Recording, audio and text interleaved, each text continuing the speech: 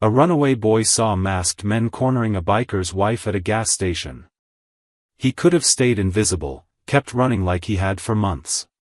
Instead, he caused chaos to save her, not knowing her husband led thousands of bikers, and they don't forget debts. The fluorescent lights of the pump-and-go gas station buzzed like angry wasps as Jace slipped through the door at 5:47 a.m. His stomach hadn't stopped growling for 2 days straight. He kept his head down, hood pulled tight, moving past the coffee machine that smelled like heaven and cost like gold. His fingers clutched 7 crumpled dollar bills and a handful of coins he'd found in a mall parking lot yesterday. Enough for crackers, maybe a candy bar if he got lucky. The clerk wasn't even looking. Good. Jace grabbed a pack of peanut butter crackers and a warm bottle of orange juice from the back shelf. His hands shook as he counted the coins. $6.38. He'd make it work. But then he heard it. A woman's voice. Sharp. Scared. I said back OFF. Jace's head snapped up. Through the chip aisle, he could see the far corner of the store near the restrooms. 3 men in dark hoodies had cornered a woman in leather, a biker, by the looks of her worn Harley-Davidson jacket. She had silver streaks in her black hair and held her helmet like a weapon. The biggest guy laughed, low and mean. That bike outside looks expensive. Keys. Now. You really don't want to do this, the woman said, but Jace heard the tremor underneath her tough voice. The second man pulled out a knife. Jace's heart hammered. Every survival instinct screamed at him to run. He was 14, maybe 110 pounds soaking wet, and he'd spent the last 4 months learning one critical rule: don't get involved. But then the woman's eyes met his across the store. They were the same color as his sister's had been. That soft gray-brown that changed in the light. His sister who'd needed help. His sister who'd gotten none. Jace's feet moved before his brain could stop them. He grabbed the metal display rack next to him, the one loaded with motor oil bottles, and heaved. It was heavier than he expected, but adrenaline made him strong. The rack tipped, crashed, and exploded across the floor in a symphony of shattering glass and rolling bottles. What the clerk shouted. The robbers spun toward the noise. Jace was already moving, yanking down another shelf, this one full of candy and chips. Bags burst everywhere. He kicked a pyramid of soda cans, sending them rolling like metal grenades. Kid! Stop, one of the robbers yelled. But Jace wasn't stopping. He grabbed the fire extinguisher off the wall, pointed it at the ceiling, and squeezed. White foam exploded everywhere, filling the store with chemical fog. The alarm, finally, began to wail. Mara, go! Jace screamed at the woman, though he didn't know her name. She didn't hesitate. The biker woman bolted toward the back exit, helmet still in hand. The biggest robber lunged for Jace, but his boots slipped on motor oil. He went down hard, cursing. Jace ran. His worn sneakers found purchase on the dry patches as he zigzagged through his own chaos, heading for that back door. His lungs burned. His ribs, still healing from when his father had kicked him 3 weeks ago, screamed with every breath. He burst through the exit into the pale dawn light. The woman was already on her Harley, engine roaring to life. She looked back at him, eyes wide. Get on, she yelled. Jace didn't think. He just ran and jumped onto the seat behind her as the back door slammed open. The robbers poured out, but they were too late. The Harley exploded forward with a thunderous growl. Jace wrapped his arms around the woman's waist, holding on for dear life as they shot across the parking lot and onto the empty highway. Wind ripped at his hood. The sunrise painted the road gold and orange. Behind them, the robbers were scrambling for a beaten pickup truck. But something else happened that made Jace's blood freeze. One of them, the one with the knife, stopped dead in his tracks. Even from 50 yards away, Jace could see his mouth fall open. The man grabbed his partner's arm and pointed directly at Jace. "That's the Murphy kid," his voice carried across the morning air. "The kid's alive?" The woman, Mara, must have heard it too, because her body went rigid against Jace's grip. She gunned the engine harder. Jace's mind spun. Murphy kid? How did they know his name? How did they know anything about him? He'd been running for 4 months. He'd been so careful. He'd used fake names, stayed away from cameras, never stayed in one place long.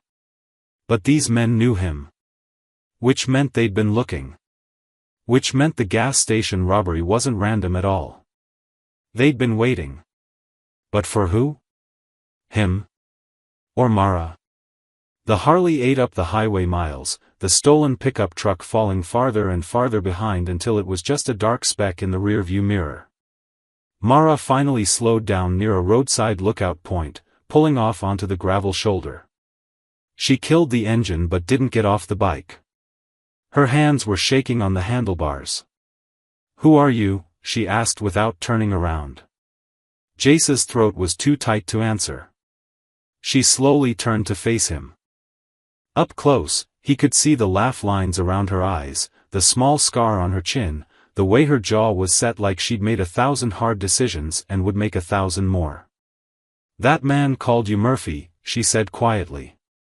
"And he said you were supposed to be dead." Jace slid off the bike, his legs almost giving out. He stumbled backward, every instinct screaming to run again. I can't. "Hey," her voice softened. "Hey, kid. Breathe." But Jace couldn't breathe. Because the truth was crashing down on him like a collapsing building. The robbery wasn't a coincidence. They'd found him. After 4 months of running, after 4 months of hiding, after 4 months of thinking he was safe. They'd finally found him. And now they knew he was alive. Mara caught Jace's arm before he could bolt into the scrubland. "Easy, easy," she said, her grip firm but not cruel. "Nobody's hurting you. You don't understand," Jace's voice cracked. "They'll come back. They always come back. Then we deal with it." Mara guided him to a concrete bench overlooking the highway. "Sit. You look like you're about to pass out." Jace sat because his legs gave him no choice. His whole body was shaking now, adrenaline draining away and leaving him hollow. The orange juice and crackers were still back at the gas station. His stomach twisted with hunger. Mara pulled out her phone. "I'm calling my husband." "No." Jace lunged for the phone, but she held it out of reach. "No police. Please. You can't call the police." "Reed's not police," Mara said, already dialing. "He's going to want to thank the kid who just saved my life." "I didn't, it wasn't." Jace stood up again, calculating distances. The highway. The desert. How far could he run before? "Sit down before you hurt yourself worse." Mara's eyes dropped to his ribs, and Jace realized his hoodie had ridden up, exposing the mottled purple-yellow bruise that wrapped around his left side. He yanked the fabric down, but it was too late. Mara's expression shifted from concern to something harder. Angrier. But not at him. "Reed," she said into the phone, her voice steady. "I'm fine. I'm at mile marker 47, East Lookout. But I need you here. Now." She paused. "Because I just met someone very brave and very scared, and I think he needs help." Jace backed away. "I'm leaving." "You could," Mara agreed, pocketing her phone. "But those men in the truck are probably circling back right now, checking every side road between here and Red Valley. On foot, you'd be an easy target." She was right. Jace hated that she was right. "Why did they know your name?" Mara asked quietly. Jace's jaw clenched. "I don't know. You're a terrible liar." "I'm an excellent liar," the words came out bitter. I've been lying for 4 months straight. Something in Mara's face softened. 4 months on the road at 14? Kid, that's not lying. That's surviving. The rumble of motorcycles cut through the morning air before Jace could respond. His head whipped toward the sound, deep, thunderous, getting closer. Lots of them. Panic clawed up his throat. You said your husband. You didn't say. The Iron Wolves, Mara finished. It's our club. 6 Harleys roared into the lookout point, chrome and leather and engine noise that vibrated in Jace's chest. The riders were big, all of them, covered in patches and tattoos. The kind of men Jace had learned to avoid in every city, every truck stop, every dark alley. The lead rider cut his engine and swung off his bike. He was massive, easily 6'3", with a graying beard and arms like tree trunks. His leather vest read "Reed" over the heart and "President" on the back. Jace flinched backward, stumbling over the bench. Reed stopped immediately, holding up both hands. Whoa, son. Nobody's going to hurt you. That's what they always say, Jace whispered. Reed glanced at Mara, who gave him a small nod. Then, in a movement that seemed impossible for a man his size, Reed slowly lowered himself to one knee so he was eye level with Jace. My wife says you saved her life, Reed said, his voice surprisingly gentle. That true? Jace didn't answer. Those men at the gas station had a knife, Reed continued. You created a distraction when you could have run. That takes guts, he paused. Or desperation. Which one was it? Both, Jace admitted before he could stop himself. Reed's eyes, sharp and gray, scanned Jace's face, his torn backpack, the way he favored his left side. When'd you eat last? The question was so unexpected that Jace's carefully constructed walls cracked. Yesterday morning. Maybe. Reed stood and pulled a protein bar from his vest pocket. He tossed it to Jace, who caught it reflexively. Eat. Then we're going to talk about why 3 robbers knew your name. I can't. You're not going to the cops, Reed said firmly. And you're not going back to whoever gave you those bruises. But you are going to eat, and you are going to tell us why men with knives think you should be dead.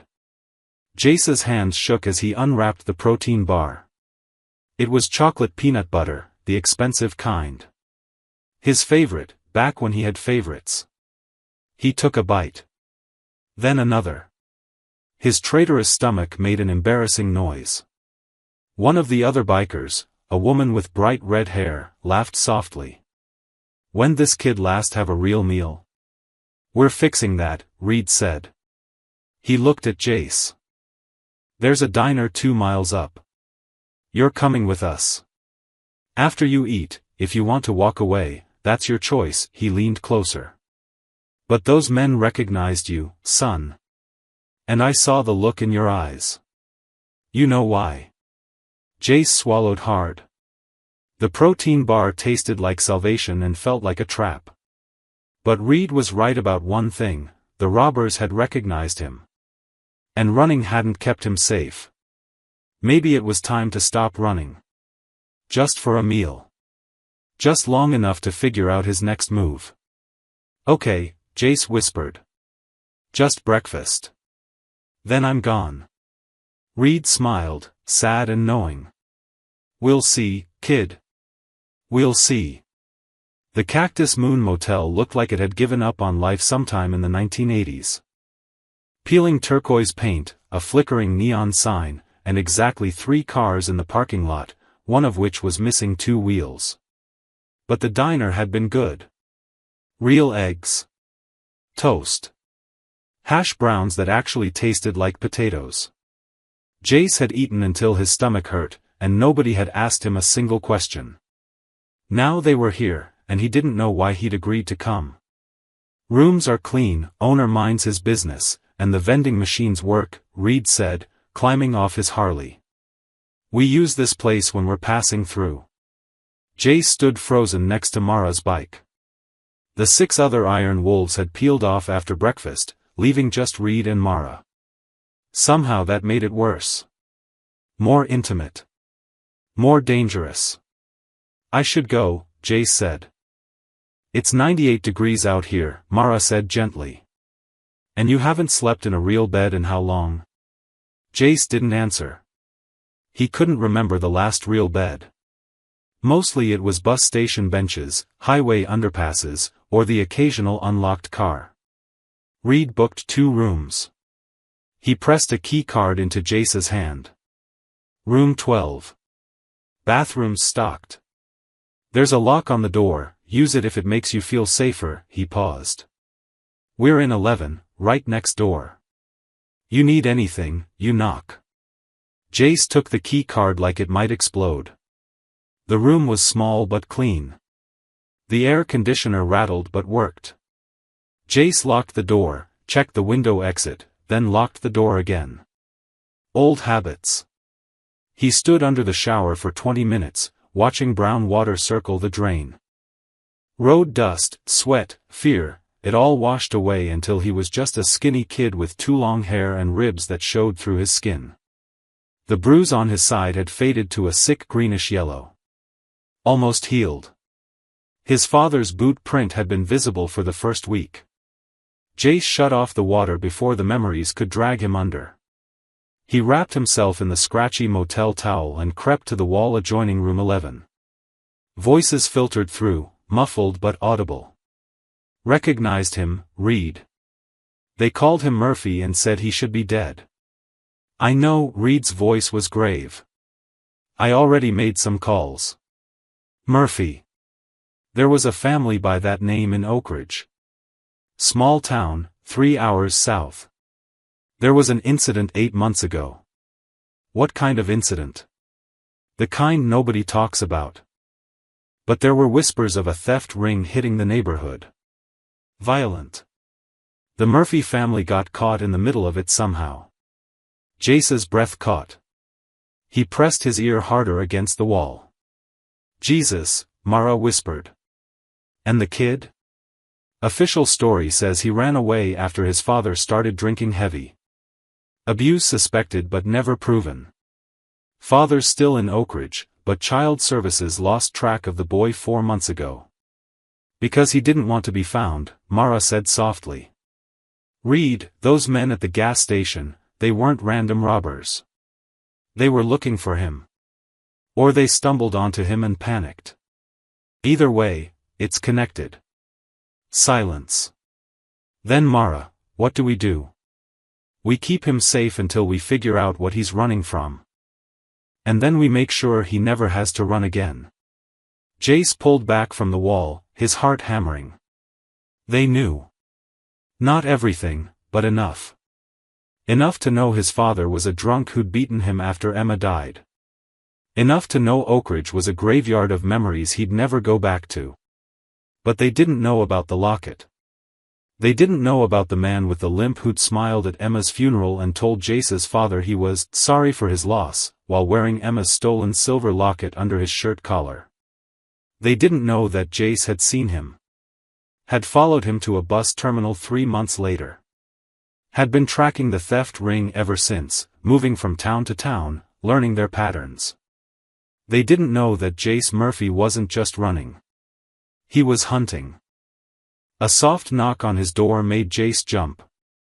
He grabbed his still damp clothes, yanking them on. Jace? Mara's voice. You okay in there? He cracked the door open. Mara stood in the hallway holding a plastic bag. Thought you might need these, she held up the bag. Inside were clean clothes, t-shirts, jeans, socks. Reed's nephew's stuff. He outgrew them last year. Clothes to your size, I think. Jace stared at the bag. When was the last time someone had given him something without wanting something back? Why are you helping me? The question came out raw. Mara's expression softened. Because you helped me when you didn't have to. Because you're a kid who deserves better than whatever you're running from, she paused. And because I see that look in your eyes. That "I'll survive no matter what" look. My brother had that same look once. What happened to him? He finally let someone help him, Mara said quietly. And now he's a social worker helping other kids like you. She handed him the bag. Get some sleep, Jace. We'll still be here in the morning. She left before he could argue. Jace locked the door again, clutching the bag of clean clothes. He should leave. Climb out the window. Disappear before dawn. But his body was so tired. And the bed looked so soft. Just a few hours, he told himself. Then he'd go. Just a few hours. Jace woke to pounding on his door and panic flooding his veins. Easy, kid. It's just Reed, the voice was calm through the wood. It's 10 a.m. Thought you might want breakfast before we head out. Jace blinked at the digital clock. He'd slept for 14 hours straight. His body felt heavy, sluggish, that dead weight that came after running on empty for too long. Head out where? He called back. Ruston Creek. 2 towns over. We've got business there. Business. The word made Jace's stomach clench. He pulled on the clean jeans and black t-shirt from Mara's bag. They fit almost perfectly. 20 minutes later, he was on the back of Reed's Harley, the iron wolves riding in formation around them. 6 bikes total, moving like a steel arrow down the highway. Jace had expected them to leave him at the motel. The fact that they hadn't made him nervous and, uncomfortably, a little bit hopeful. Ruston Creek was smaller than Red Valley, barely a dot on the map. Main Street had maybe 10 buildings, half of them boarded up. The wolves pulled into the parking lot of a general store with a hand-painted sign that read, Tucker's Supplies. Why are we here? Jace asked as Reed killed the engine. 3 weeks ago, this town got hit by the same theft ring that hit your gas station. Reed's eyes were serious. Lost about $50,000 in jewelry, electronics, and cash. Nobody saw anything useful. Nobody got hurt, but it was close. Jace's pulse quickened. How do you know it's the same people? Because we've been tracking them for 2 months, Mara said, pulling off her helmet. They hit 4 towns along this highway corridor. Always the same pattern, small businesses, isolated locations, in and out fast. She looked at Jace. Yesterday was the first time they got sloppy. First time someone fought back. Reed headed into the store. The others fanned out, talking to shop owners, looking casual but purposeful. Jace followed Reed inside. An old man behind the counter looked up, his weathered face breaking into a cautious smile. Reed. Didn't expect to see you back so soon. Hey, Tucker. This is Jace. He's helping us with something. Reed gestured to the kid. Mind if he looks at your security footage from the robbery? Tucker's eyes narrowed. Police already saw it. Said there wasn't enough to work with. We're not police, Reed said simply. And Jace has a good eye. Tucker studied Jace for a long moment, then shrugged. Computers in the back. Footage is still saved. The office was cramped and smelled like coffee and motor oil. Tucker pulled up grainy black and white footage from 3 weeks ago. Jace watched 4 figures in dark clothes and masks move through the store with practiced efficiency. They knew exactly where to look. Which drawers held cash? Where Tucker kept the expensive hunting knives. They'd done this before. But then one of them turned toward the camera, adjusting his mask, and Jace's world tilted. Stop, he whispered. Go back 5 seconds. Tucker rewound the footage. There, the man's left leg. The way he moved. That distinctive hitch in his step, dragging his foot slightly before putting weight on it. That's him, Jace breathed. That's the man with the limp. Reed leaned closer. You know him? Jace's hands were shaking. He'd been tracking this man for 3 months, following whispers and rumors through truck stops and bus terminals. And here he was, on camera, clear as day. "He was at my sister's funeral," Jace said, the words tumbling out before he could stop them. "He told my dad he was sorry for our loss. But he was wearing her locket. Her silver locket with the engraving, 'Emma, forever brave.' My grandmother gave it to her before she died." The room went silent. "Your sister?" Mara's voice came from the doorway. Jace hadn't heard her come in. "Emma. She died 2 years ago. Cancer." Jace's voice was flat, emotionless, the only way he could say it. "After the funeral, our house got broken into. They took everything valuable. Including her locket. It was the only thing I had left of her." "And you saw this man wearing it," Reed said quietly. Jace nodded. 3 months ago, at a bus terminal in Parksville. I recognized the limp.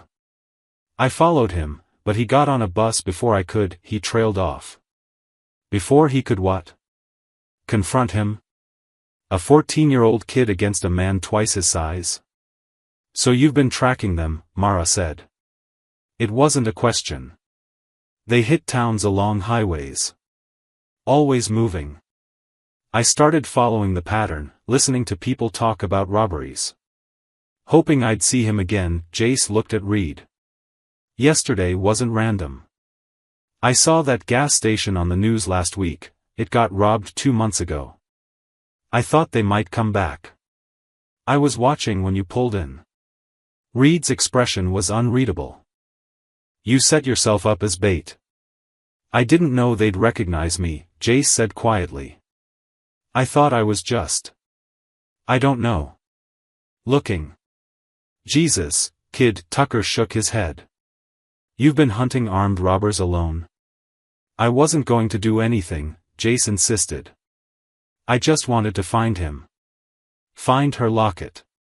Reed exchanged a look with Mara. Something passed between them, silent, decided. "Well, you're not alone anymore," Reed said. "And we're going to find your sister's locket." He paused. "But first, we need to figure out why these men think you're supposed to be dead." The ambush came at dusk.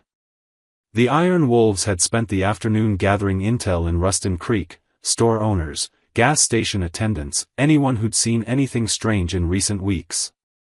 By the time they loaded up to head back, the sky was burning orange and purple. Jace rode behind Reed again, the highway stretching empty before them. The other 5 bikes flanked them in a loose V formation. For the first time in months, Jace felt something almost like safety. That's when the pickup truck appeared. It came screaming out of a side road near the old industrial yard, engine roaring, heading straight for the convoy.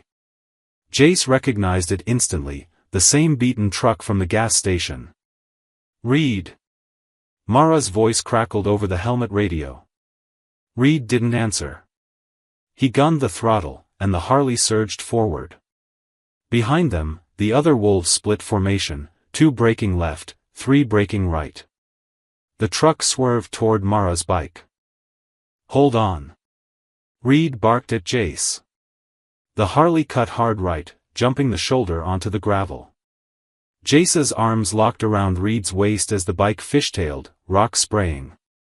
Reed kept control, muscle memory and decades of riding guiding them back onto the pavement.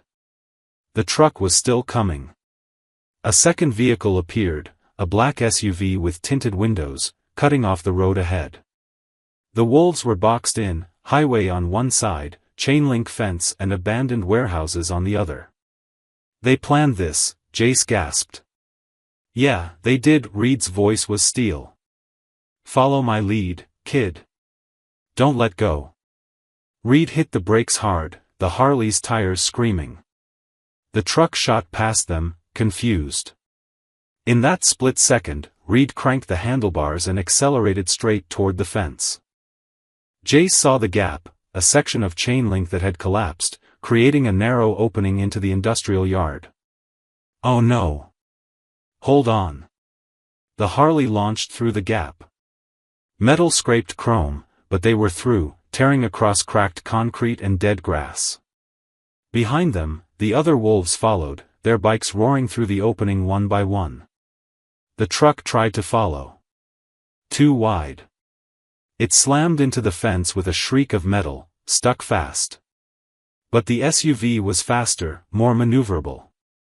It crashed through the fence in a different spot, tires chewing up concrete as it pursued them through the maze of abandoned buildings.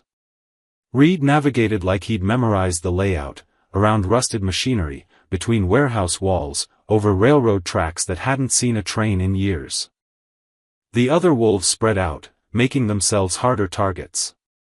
Jace looked back and saw one of the wolves, the red-haired woman, cut between the SUV and Mara's bike, deliberately putting herself in danger to give Mara space to escape. "They're protecting us," Jace breathed. "That's what family does," Reed said grimly. The SUV caught up to Mara. It sideswiped her rear tire, and Jace watched in horror as her bike wobbled, nearly went down. Mara fought for control, her body moving with the bike, somehow keeping rubber on concrete. "Mara!" Reed's voice cracked with fear, the first real emotion Jace had heard from the man. The red-haired woman circled back, putting her bike between Mara and the SUV. The vehicle had to brake or hit her head-on. It braked. "Go, go, go," the woman shouted. The wolves shot toward the far end of the industrial yard where a gate hung open. They poured through onto a different highway, the SUV trapped behind a pyramid of rusted oil drums the red-haired woman had somehow kicked into its path. They didn't stop riding until they'd put 20 miles between them and the ambush. Reed finally pulled over at an abandoned rest stop, the other wolves forming a protective circle around him and Jace. Everyone was breathing hard. Mara pulled off her helmet, her hands shaking. "How did they know we'd be there?" "The motel," one of the other bikers, a man with a gray ponytail, said darkly. "Someone must have seen us. Made a call." Reed's jaw clenched. He looked at Jace. "They're not just scared of what you know. They're actively hunting you." Before Jace could respond, the red-haired woman called out. "Reed! You need to see this." She was standing near the old rest stop building, staring at something spray-painted on the side of an abandoned delivery truck. Reed and Jace walked over. The message was fresh, the paint still dripping. "The boy belongs to US." Jace's blood turned to ice. "What does that mean?" "It means they think they own you." Mara's voice was quiet but furious. "Like your property." "But why?" Jace's voice cracked. "I'm just a kid who saw a guy wearing a locket." That doesn't make sense." Reed studied the message, his expression darkening. "Unless there's more to it. Unless your sister's locket is connected to something bigger." He turned to Jace. "What else was stolen from your house? Besides the locket?" Jace tried to remember. It had been chaos, his father drunk and raging, the house torn apart. "Cash. My mom's jewelry. Electronics. Normal stuff." "Think harder," Reed pressed. "Anything unusual? Papers? Documents?" Jace's mind raced back. The broken desk in his father's study. The filing cabinet torn open. "My dad's work files," he said slowly. He was an accountant. Did taxes and bookkeeping for local businesses. The thieves took his computer and all his paper files. Reed and Mara exchanged a look. "They're not just thieves," Mara said quietly. "They're erasing evidence." "Evidence of what?" Jace whispered. Reed's face was grim. "That's what we're going to find out. But first," he pulled out his phone. "We're getting you somewhere safe. Somewhere they can't touch you." "Where?" "Somewhere with a lot of people who care about kids like you," Reed said. "And a lot of steel doors between you and them." The safe house didn't look like a safe house. It looked like someone's grandfather's garage, a sprawling two-story building with a hand-painted sign that read Ironside Auto Repair. The bottom floor was filled with motorcycles in various states of repair. The top floor, Reed explained, was something different. Duke and Sarah retired from the club 15 years ago, Reed said as they climbed the exterior stairs. Now they help kids who fall through the cracks. Foster care? Jace's voice was flat. Not officially. More like a landing pad. Place to catch your breath. The door opened before Reed could knock. A black woman in her 60s stood there, silver hair in neat locks, reading glasses hanging from a beaded chain. Her eyes went straight to Jace, and something in her expression softened. "This him?" she asked Reed. "Sarah, meet Jace." "Jace, this is Sarah Ironside. She's the toughest person you'll ever meet. Flattery won't get you out of explaining why 6 Harleys just roared into my parking lot like the apocalypse," Sarah said, but she was smiling. She stepped aside. "Come on, honey. You look like you need food and a place to sit." The upstairs apartment was warm and lived in. Mismatched furniture, walls covered in photos of smiling kids, dozens of them, all ages, all backgrounds. A corner was set up like a classroom. Another corner had sleeping bags and blankets stacked neat. "We've had 43 kids through here," Sarah said, following Jace's gaze. "Some stay a night. Some stay 6 months. All of them leave knowing they matter." Jace's throat tightened. Reed and Mara spent 20 minutes explaining everything to Sarah and her husband Duke, a white-haired man built like a boulder who listened without interrupting. The gas station. The ambush. The spray-painted message. "And the boy's been alone for 4 months, Sarah said quietly. It wasn't a question. "I'm fine," Jace snapped. The word came out sharper than he intended. "I've been fine. I don't need." His voice broke. Sarah didn't move. She just waited, patient and still. "I don't need help," Jace tried again, quieter. "I just need to find the locket and then I can. Can what?" Duke's voice was gentle. "Keep running forever? Keep sleeping on benches? Keep one step ahead of men who want you dead?" "They don't want me dead," Jace said. But even as he said it, he knew it was a lie. "Then what do they want?" Mara asked softly. Jace looked at the floor. His hands were shaking. "I don't know." "Yes, you do," Reed crouched in front of him. "You've been carrying this alone for months. Whatever it is, you can tell us." Something inside Jace cracked. Like ice breaking after a long winter. "My dad," he whispered. "After Emma died, he changed. Started drinking. Started hitting me when he got mad. Said it was my fault she was gone. Said I should've," his voice caught. "Should've been the one who got sick instead." Sarah made a soft noise of pain. "Child services came once," Jace continued, the words pouring out now. "But Dad cleaned up for the visit. Said I was just clumsy, always getting hurt playing sports. They believed him," he laughed bitterly. "Everyone always believed him." "So you ran," Duke said. "After the robbery, after I saw that man with Emma's locket, I knew going to the police wouldn't help. My dad would just get custody back. And if that theft ring was connected to him somehow, if they stole his files for a reason, then Dad was in on it." Jace looked up, tears streaming down his face. "I can't go back there. I can't. He'll kill me." The room went silent. Reed's jaw was clenched so tight Jace could see the muscles jumping.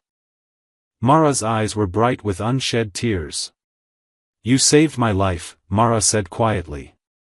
"You put yourself in danger when you could have walked away. You're 14 years old and you've been surviving alone because the adults in your life failed you." She knelt next to Reed. "Now it's our turn. We save you." "You can't," Jace whispered. "Those men. Those men are going to jail, Reed said flatly. We've got evidence from Ruston Creek. We've got your testimony. And we've got a federal marshal who owes me a favor, he paused.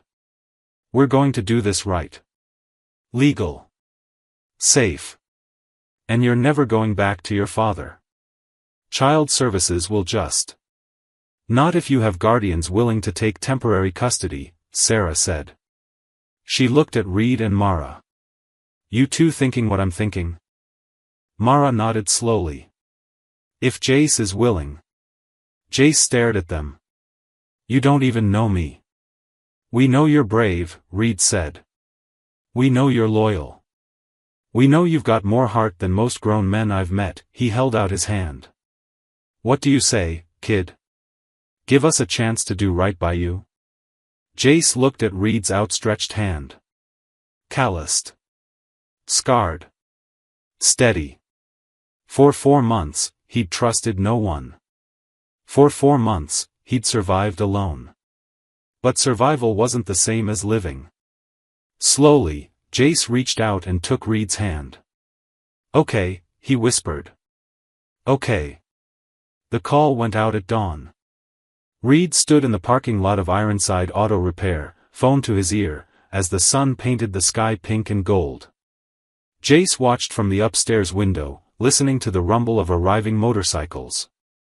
First came the Iron Wolves, all 23 members, not just the 6 from yesterday. Then came the Desert Riders. The Steel Phoenixes. The Highway Saints. By 7 a.m., the parking lot couldn't hold them all. Bikes lined the street, chrome glinting in the morning light. Riders in leather and denim, patches from a dozen different clubs, all standing together. What's happening? Jace asked Sarah. She smiled. Word travels fast in the MC community. Reed put out the call last night, said a kid saved his wife and now that kid needs saving back. She squeezed his shoulder. You're about to see what real brotherhood looks like. By 8 a.m., there were over 300 motorcycles. By 9, the number had doubled. The plan was simple, get Jace and the evidence to the state capitol building 2 hours away. The federal marshal Reed trusted would meet them there with child services officials and state investigators. Everything would be done legally, properly, with Jace protected every step of the way. But word had leaked somehow. The theft ring knew they were coming. Which is why Reed called in reinforcements. How many? Mara breathed, staring at the sea of motorcycles now stretching for blocks. Last count, 42 clubs confirmed, Reed said. But people are still coming. By 10 a.m., the morning news helicopters arrived. Reporters stood on street corners, cameras rolling, trying to understand why thousands of bikers were gathering in Riverbend City. This is Channel 7 News with breaking coverage. We're seeing an unprecedented gathering of motorcycle clubs from across 3 states. The reason remains unclear, but sources say it may be related to. Jace stood in the middle of Sarah's living room, feeling like he'd stumbled into a dream. Or a nightmare. He couldn't tell which. This is too much, he said. They're going to get hurt because of me. Duke shook his head. They're here because one kid had the guts to stand up when it mattered. That means something to people like us. Means everything. At 11 a.m., Reed knocked on the door. Time to go, Jace. The walk down the stairs felt like walking to an execution. Jace's legs trembled. His ribs ached. His mind screamed at him to run. But then he stepped outside and saw them. 5,000 Harleys filled every street, every parking lot, every inch of available space. Riders stood by their bikes, men and women of every age, every background, united by leather and chrome and something deeper. Something about protecting those who couldn't protect themselves. A cheer went up when Jace appeared. He froze, overwhelmed. Reed's hand landed gently on his shoulder. They're here for you, kid. I don't deserve. You saved Mara. You've survived hell. You deserve this and more. Reed guided him toward his Harley. Now let's go make sure those men never hurt anyone again. Jace climbed on behind Reed. Mara pulled up beside them, her bike polished to a mirror shine. Around them, engines roared to life, a thunderous symphony that shook the ground and rattled windows. They rolled out in formation. 5,000 motorcycles moving as one unit through Riverbend City. Traffic stopped. People lined the sidewalks, phones out, filming. The news helicopters circled overhead like curious birds. Breaking news: this massive motorcycle convoy appears to be heading toward the state capital. We're trying to confirm. 15 miles out, Jace saw them. 3 vehicles blocking the highway. The beaten pickup truck. The black SUV.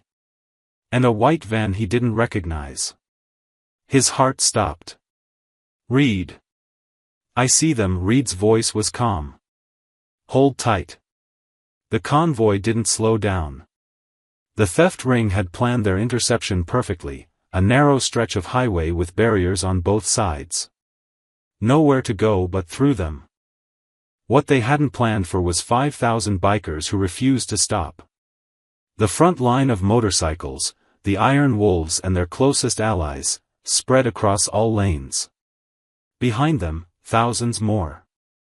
A wall of steel and determination. The men in the vehicles realized too late what they were facing.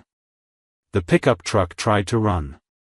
24 motorcycles broke formation and surrounded it, boxing it in without touching it, forcing it to stop through sheer presence. The SUV attempted to ram through. Riders scattered like water around a stone, then reformed, tighter than before. The SUV sat trapped in a cage of chrome, unable to move forward or back. The white van didn't even try. The driver simply put his hands up in surrender. State police arrived within minutes, called by witnesses and news crews. They found the theft ring members surrounded by thousands of bikers who hadn't laid a finger on them, just made escape impossible. Reed never stopped riding. The convoy flowed around the police scene like a river around rocks, continuing toward the capital. Jace looked back once and saw officers handcuffing the man with the limp. The man who'd worn Emma's locket. Tears streamed down Jace's face, but for the first time in years, they weren't tears of pain. They were relief. The state capitol building had never seen anything like it. 5,000 motorcycles filled the parking lots, the side streets, the entire downtown district. Riders stood in respectful silence as Reed, Mara, and Jace walked up the marble steps, flanked by federal marshals and state investigators. The evidence the Iron Wolves had gathered, security footage, witness statements, license plate numbers, financial records Sarah had helped compile, was handed over in a thick folder. Jace's testimony was recorded in a private room with a child advocate present, Mara holding his hand the entire time. He told them everything. The robbery at his house. His father's abuse. The man with the limp wearing Emma's locket. The pattern of thefts he'd tracked across 4 months. The gas station. The ambush. The spray-painted threat. The investigator, a sharp-eyed woman named Chen, listened without interrupting. When Jace finished, she closed her notebook and looked him in the eye. "You did something incredibly dangerous," she said quietly. "But also incredibly brave. The evidence you've helped gather connects this theft ring to 17 robberies across 3 states, including 2 that turned violent. You may have saved lives. What happens now?" Jace asked. "Now, we do our jobs. The men arrested today will face federal charges, grand theft, assault, witness intimidation, and likely more once we dig deeper into your father's files." She paused. "As for you, Child Services needs to determine placement." Jace's stomach dropped. "I'm not going back to my father." "No," Chen said firmly. "You're not. Your father is being investigated as an accessory. But you do need guardians." Mara squeezed his hand. "We've already filed preliminary paperwork. Jace turned to her, not daring to hope. What? Reed stood in the doorway, arms crossed but eyes soft. Temporary emergency guardianship. If you want it.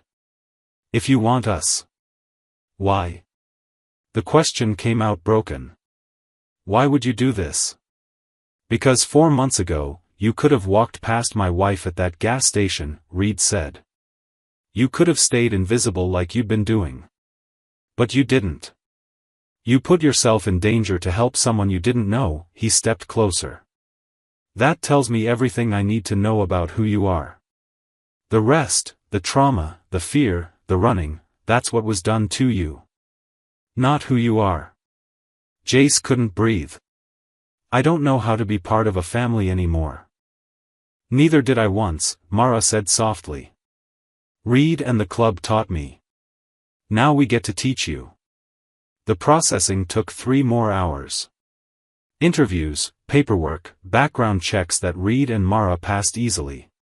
Child Services agreed to temporary placement pending full evaluation, with regular check-ins and counseling mandated for Jace. It was nearly sunset when they finally emerged from the building. The 5,000 bikers were still there. Waiting. When Jace appeared on the steps, another cheer erupted. Riders revved their engines in celebration, a thunderous roar that echoed off the Capitol dome. They waited all day? Jace whispered. Told you, Duke said, appearing beside him with Sarah. You matter to them. Before they left, Chen appeared one last time. She held a small evidence bag. We recovered the stolen items from the van. This was among them. She handed the bag to Jace. Inside was a silver locket. Jace's hands trembled as he opened the bag and pulled it out. The engraving was still there, worn but readable, Emma, forever brave. He opened the locket. His sister's face smiled back at him, gap-toothed and wild-haired, forever 8 years old. Jace broke down completely, clutching the locket to his chest, sobbing so hard he couldn't stand. Reed caught him, held him up, let him cry into his leather vest until there were no tears left. She'd be proud of you, Reed murmured. So damn proud. 2 weeks later. The Iron Wolves held a ceremony at Ironside Auto Repair on a Saturday afternoon. The whole club came. Sarah made burgers. Duke told embarrassing stories about Reed's early riding days. Jace laughed until his stomach hurt. Then Reed called him up front. Jace Murphy, you showed courage most grown men don't possess. You protected family when you had every reason to run. And you survived hell to get here. Reed held up a small leather patch. The club voted. It was unanimous. The patch read, Wolf Cub, Fearless. Family. It's not full membership, Reed explained. You're too young for that, and you've got school and healing to focus on. But it means your pack. It means we've got your back. Always. Jace took the patch with shaking hands. Mara sewed it onto his new leather vest right there, right then, while the club cheered. That evening, Jace rode on the back of Reed's Harley through the sunset, Mara riding beside them, dozens of iron wolves flanking them on all sides. The wind whipped his hair back. The engine rumbled beneath him. Emma's locket rested against his heart. For 4 months, he'd run from pain. Now, finally, he was running toward something better. Toward home.